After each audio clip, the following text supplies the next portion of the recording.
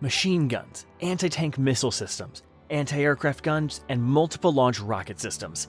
No, these aren't high-end assault weapons, just what crafty hands install onto pickup trucks.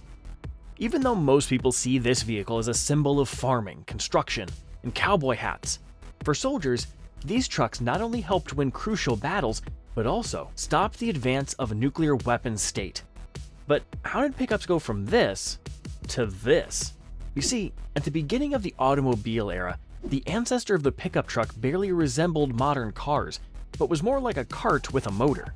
Everything changed after World War II, when the truck became available to a wide range of consumers and small businesses. Pickups began to be filmed in movies and advertised on television. In the 70s, these vehicles were primarily used for commercial purposes and spread among small businesses worldwide. Back then, the machines were designed to be reliable, long-lasting, and easy to operate. Eventually, these cars were actively bought in Lebanon, which, until the 1970s, was called Middle Eastern Switzerland. However, an accident changed the fate of these vehicles and Lebanon. On April 13, 1975, a bus carrying Palestinians was attacked in the capital's Christian neighborhood of Ain Ruman, which was the formal pretext for the outbreak of civil war in politically, ethnically, and religiously diverse Lebanon. Such a multi-vector nature of the war led to prolonged fighting in cities and rural areas, where the methods of warfare with the use of mechanized units, defense lines, and infantry assaults turned out to be ineffective. A fundamentally new solution was needed, and this is where the pickup truck came to the fore. The first documented use of pickup trucks in combat occurred in the Beirut suburb of Ashrafia. This Christian neighborhood became the epicenter of the war in its early stages. This is not to say that it was a subtle strategic plan. The fact is that the fighters of the Lebanese Christian group Lebanese Front simply could not drive their armored vehicles through the narrow streets of Beirut, and they had few resources to repair them, so they began to improvise. However, they needed to be armed before going into battle on yesterday's vendor trucks.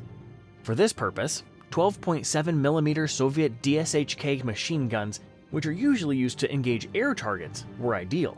Their advantage in being mounted on a pickup truck was that they could strike both infantry and lightly armored vehicles, providing significant firepower with high mobility.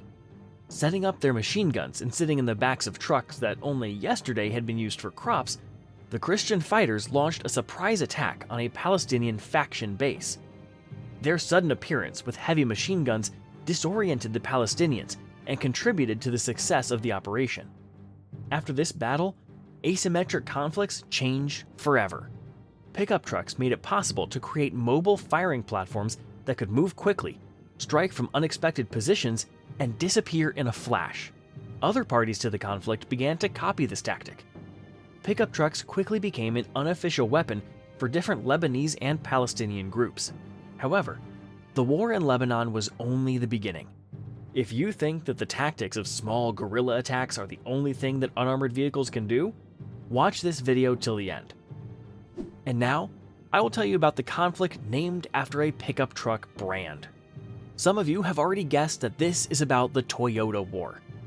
This conflict took place in 1987 between Libya and Chad and got its name because of the massive use of Toyota Land Cruiser pickups. The main reason for the war was a territorial dispute over control of the northern region of Chad, the Ozo Strip, which is rich in natural resources, especially uranium. In 1983, Libyan troops, together with their allies from Chadian separatist groups, occupied the northern regions of Chad and, by the mid-1980s, controlled a large part of the country. The situation changed in 1986, when Chadian government forces received help from the United States and France to organize a counteroffensive. Why did these countries help Chad? You will find out in the comments below the video. Don't goof around and join the discussion. Chad's allies took into account the experience of the Lebanon War. Still, they decided to develop the use of pickup trucks much more widely. The vast desert space of Chad was the absolute contrast to the streets of Beirut, and this only proves the versatility of using pickup trucks. The desert proved to be even more suitable for successful operations with these vehicles. In March 1987, one of the critical battles of the Toyota War took place. Chadian forces used their pickup trucks to capture the fortified Libyan base of Wadi Rum, destroying dozens of tanks and capturing a large amount of ammunition. The Wadi Dum base was a well-protected complex in the middle of the desert. There were more than 5,000 Libyan soldiers and heavy equipment, including tanks, armored personnel carriers, and artillery pieces. Wadi Dum also had an airstrip to support aviation and was surrounded by minefields and anti-tank barriers. A real medieval fortress, isn't it? Well, if you don't count the Air Force and the mines. Anyway, the Chadians used surprise attacks on Libyan positions, with pickup trucks and rocket launchers on them. Minefields were overcome with the help of reconnaissance and knowledge of the terrain. The biggest surprise for the Libyans was the effectiveness of Chadian pickup trucks armed with anti-aircraft guns and ATGMs. They were able to destroy more than 70 Libyan tanks and armored personnel carriers.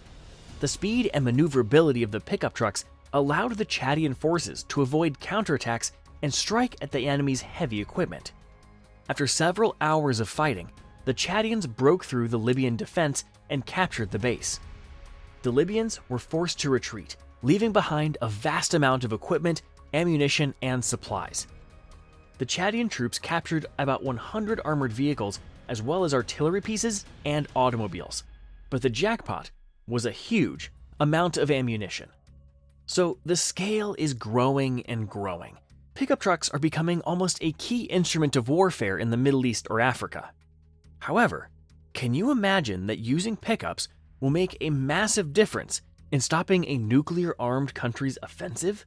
Oh yeah, this is the part of the video you turned it on for. Starting with a small thing, we've come to almost an absolute.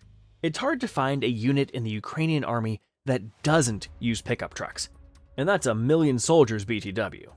It all started in 2014, when Russia unleashed a hybrid war on Donbas and Crimea. The Ukrainian army was not in its best shape then, and civilian passenger buses, so-called yellow bodans, were the most common means of transportation. For smaller scale needs, some units used pickup trucks. In particular, they were pretty common among volunteer units such as the Right Sector or the Donbas Battalion. However, pickup trucks became a real lifesaver in 2022 with the start of Russia's full-scale invasion of Ukraine. Regular army forces were not enough to defend the country, so at the beginning of the war, hundreds of thousands of volunteers joined the armed forces of Ukraine. But it was not possible to provide everyone with the necessary assets. That's when thousands of private cars started performing combat and other tasks at the front. Thousands of volunteers and organizations began supplying civilian vehicles to the army, and pickup trucks became the holy grail of the volunteer movement. In the first few months of the war, car dealerships from Tallinn to Dublin ran out of Mitsubishi L200s, Nissan Navras, and other affordable pickups. All of them ended up in military units performing combat missions. The number of firearms mounted on pickup trucks has also risen tremendously. If machine guns or anti-tank weapons are no longer a surprise, how about this? A rocket launcher mounted on a damaged Russian BM-21 Grad or even a 9K-57 Uragan provides fire cover and destroys the enemy along the entire front line. The number of such units is challenging to calculate, but they can definitely make up an artillery battalion. However, the brightest example is a pickup truck with a block of unguided airborne missiles, NAR, which are usually used on helicopters such as Mi-8 or Mi-2. The most commonly used B-8 V-20A unit for 80mm unguided missiles, such as the S-8, is the standard equipment on Soviet and Russian helicopters. These missiles are designed to strike enemy manpower and light vehicles. In some cases, pickup trucks with missile launchers are even equipped with special fire control systems that allow for more accurate missile guidance, even without the use of helicopter systems. Although this solution looks improvised, it is highly effective. The scope of pickup trucks in general has also expanded. We can talk about their comprehensive role in the Ukrainian army. They are often the only means of transportation to get personnel closer to their positions. Their mobility and portable electronic warfare systems allow them to deliver people to the landing site without losses. In addition, pickups are an effective means of evacuating the wounded. Of course, no one takes a wounded person to a hospital in this vehicle, but getting them to an evacuation medical team is a crucial task. And don't forget about air defense. Pickup trucks with twin machine guns successfully and economically destroy swarms of Iranian-Russian kamikaze drones. And of course, we shouldn't ignore the logistics function. Pickups can easily transport ammunition and other things the Army needs that should be loaded or unloaded super fast. Thus, the pickup truck became irreplaceable in Europe's most extensive land war since World War II. Its versatility and mobility allow the Ukrainian military to perform tasks where regular vehicles are ineffective. Overall, in the past 50 years, pickup trucks have become essential in warfare. Being a forced replacement for military vehicles in the conflicts of the 70s and 80s, these cars can be seriously considered a particular type of combat equipment. The military is interested in pickup trucks because of their specific characteristics that large armored vehicles do not have, their multi-purpose nature, and their wide range of applications. I would not be surprised if, in the next decade, we see improved versions of civilian pickup trucks for military use.